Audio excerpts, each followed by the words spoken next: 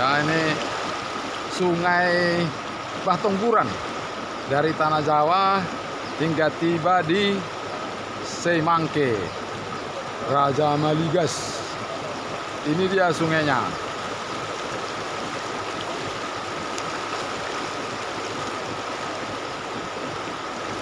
Ke arah sana arah ke hilir.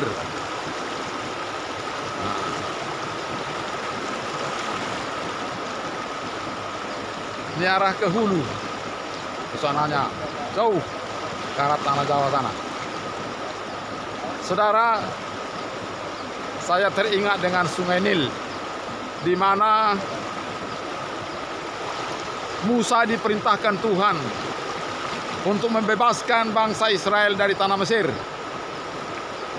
Lalu Musa disuruh untuk meminta kepada Firaun supaya bangsa Israel dilepaskan oleh Raja Firaun.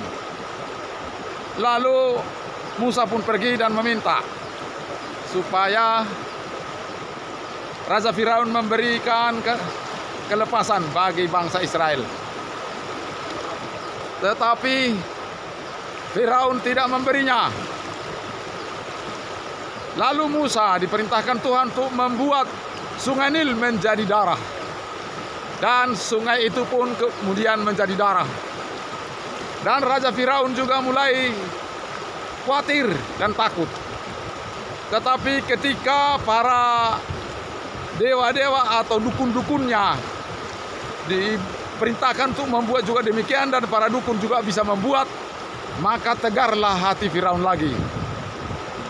Maka Tuhan memerintahkan Musa lagi untuk membuat katak-katak masuk ke rumah-rumah dan ke istana Firaun. Dan benarlah katak-katak itu masuk ke rumah Firaun. Tetapi itu pun juga tidak membuat Firaun menjadi sadar dan takut. Karena para dukun-dukunnya juga bisa membuat hal-hal yang serupa. Maka ia pun tegar hatinya lagi. Saudara, demikianlah dibuat Tuhan mujizat-mujizat, di mana seluruh debu menjadi nyamuk pula. Sampai akhirnya kepada tulah yang ke-10, yaitu anak sulung akan mati kalau tidak ada simbol darah di atas pintu mereka. Dan malam itu malaikat maut mendatangi setiap rumah. Tetapi bangsa Israel yang ada darah di pintunya dilewati oleh malaikat maut. Saudara, tetapi semua rumah-rumah termasuk istana Firaun dimakan, dibinasakan oleh malaikat maut. Sehingga surutlah marah daripada Firaun dan menjadi takut. Sehingga ia memberikan kelepasan kepada bangsa Israel yang telah diperbudak selama 300 tahun di tanah Mesir. Saudara, demikianlah tangan Tuhan yang teracung kuat membela orang yang percaya kepadanya dari semua rencana-rencana jahat daripada orang. Tuhan memang pantas diandalkan.